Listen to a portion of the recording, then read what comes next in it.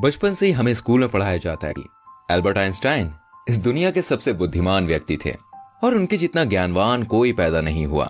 पर आप जानते हैं, भारत में जन्मे वशिष्ठ नारायण सिंह ने आइंस्टीन की मशहूर रिलेटिव थ्योरी तक को चुनौती दे दी थी। कौन थे वशिष्ठ नारायण सिंह? क्यों इनके बारे में हमें नहीं पढ़ाया जाता, न इन पर कोई किताब लिखी गई?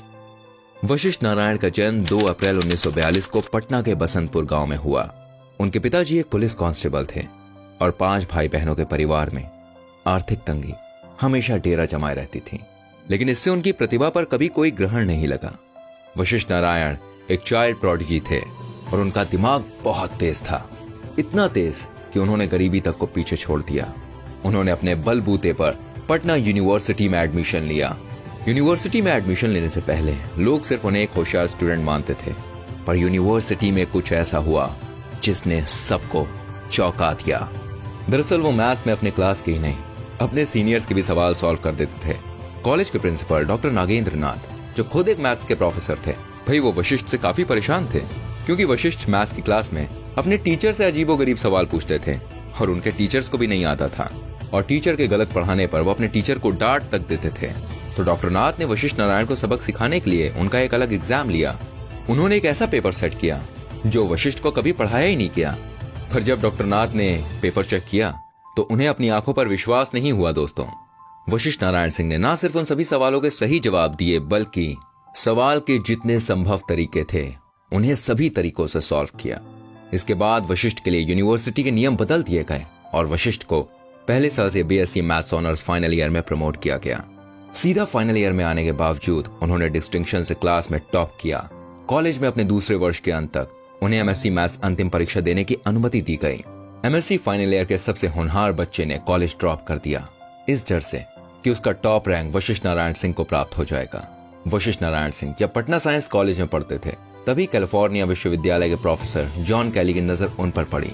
कैली ने उनकी प्रतिभा को पहचाना और 1965 में वशिष्ठ नारायण को अपने खर्चे पर अमेरिका ले गए। साल 1969 में उन्होंने कैलिफोर्निया यूनिवर्सिटी में पीएचडी की और अब वो डॉक्टर वशिष्ठ नारायण बन चुके थे। पीएचडी के बाद डॉक्टर वशिष्ठ नारायण सिंह ने स्पेस ऑर्गेनाइजेशन नासा ज्वाइन किया और 1969 में नासा का अपोलो मिशन लॉन्च हुआ। जी हाँ, वही अपोलो मिशन जिसने इंसान को चांद पर पहुंचाया था। इस मिशन के दौरान कंप्यूटर्स कुछ देर के लिए बंद हो गए थे। तब वशिष्ठ नारायण सिंह ने ही एक गणित लगाकर एक हिसाब निकाला और जब कंप्यूटर्स चालू हुए तो वशिष्ठ और कंप्यूटर का कैलकुलेशन एक ही था। 1973 में उन्होंने भारत आकर शादी कर ली और फिर अपनी पत्नी के साथ अमेरिका वापस चले गए। जिंदगी में सब कुछ बढ़िया था। फिर एक दिन उन्होंने अपने जूनियर की एक गलती पर उसे एकदम से इग्नोर करना शुरू कर दिया और वो काफी चिड़चिड़े होने लग गए थे, इतने चिड़चिड़े कि वो पहले कभी नहीं हुए। तुरंत उन्हें एक मनोचिकित्सक के पास भेजा गया। तब पता चला कि वो अर्ली स्टेज सिजोफ्रेनिया से पीड़ित हैं। इसके बाद उन्हें कुछ चिकित्सीय दवाओं को लेने को कहा गया। उन्होंने ये बात अपनी बीवी तक को नहीं बताई, पर कुछ समय बाद उनकी बीवी को इनकी आदतें कुछ अजीब लगने लगी और इनकी बीवी ने उन्हें एक दवाई लेते हुए देखा। तब उन्हें और उनके परिवार को इनकी मानसिक अवस्था के बारे में पता चला। वशिष्ठ नारायण और उनकी बीवी कुछ दिन अमेरिका में ही रहे, पर अच्छी जॉब और अच्छी लाइफस्टाइल के बाद भी उनका दिल हिंदुस्तान के लिए धड़कता रहा और 1974 में वो वापस भारत आ गए। वो यूएसए से तकरीबन 10 बक्से भर के किताबें लाए। लौटने के बाद उनकी फैमिली ने डॉक्टर्स की सलाह के खिलाफ उनकी दवाइयों को बंद कराया। वो पहले आईआईटी कानपुर, फिर आईआईटी बम्बई और फिर आईएसआई कोलकाता में प्रोफेसर रहे। इस दौरान उनकी मानसिक हालत काफी बिगड़ने लगी। हालत इतनी बिगड़ने लगी कि इनकी बीवी ने वापस मायके जाने का फैसला किया।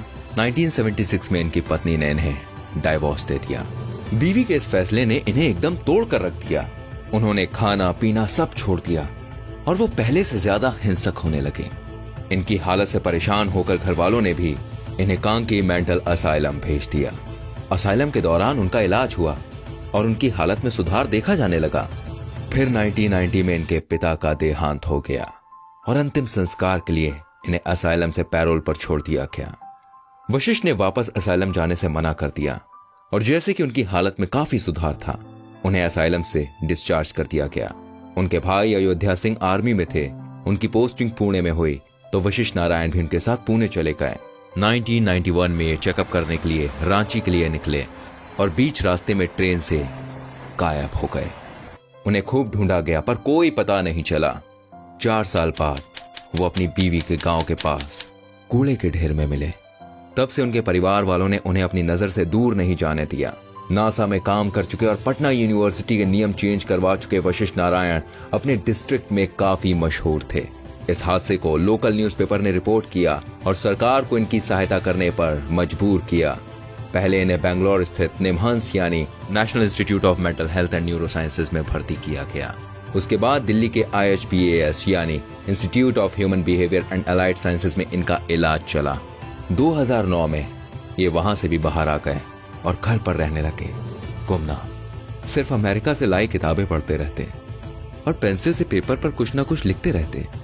14 नवंबर 2019 के दिन पटना में उनका निधन हो गया। उनके निधन के बाद सोशल मीडिया पर एक फोटो बहुत तेजी से वायरल हुई, जिसमें उनके परिवार वाले सरकारी एम्बुलेंस के लिए परेशान देखे जा रहे थे। फोटो वायरल होने पर बिहार सरकार ने अपनी इमेज को बचाने के लिए सरकारी एम्बुलेंस मुहैया कराई और इनका अंतिम संस्कार राजकीय सम्मान के साथ हुआ। वशिष्ठ नारायण सिंह को गणितज्ञ जॉन नैश के साथ रख कर देखा जाता है। जॉन नैश को भी सिजोफ्रेनिया नाम की एक बीमारी थी। बस फर्क यह है कि जॉन नैश का इलाज हो सका और वशिष्ठ नारायण सिंह का नहीं हुआ। वशिष्ठ नारायण सिंह एक ऐसे व्यक्ति थे जिन्होंने समय समय पर अपने एक्स्ट्रा ऑर्डिनरी होने का प्रूफ किया, पर कमजोर, सुविधाएं, निजी जीवन में समस्याओं, समाज के पागल होने के बोझ ने उन्हें तोड़ दिया। ये इस देश का दुर्भाग्य नहीं तो और क्या है। जो आदमी भारत का नाम पूरी दुनिया में रोशन करने में सक्षम था, उसकी मौत के बाद 2 घंटे तक उनकी बॉडी लेने एम्बुलेंस तक नहीं पहुंची। ये वशिष्ठ नारायण का नहीं बल्कि हमारे देश का नुकसान है। शायद जैसे आज दुनिया एल्बर्ट आइंस्टाइन को याद करती है, कल शायद वशिष्ठ नारायण सिंह को करती। दोस्तों, इस वीडियो को जितना शेयर कर सकते हैं ना आप उतना शेयर कीजिए, ताकि फिर किसी होनहार के हाल वशिष्ठ नारायण जैसे ना हो। हम कोशिश करेंगे आपके लिए ऐसी और वीडियोस लाने की। फिलहाल चाहेंगे इजाजत। ख्याल रखिएगा।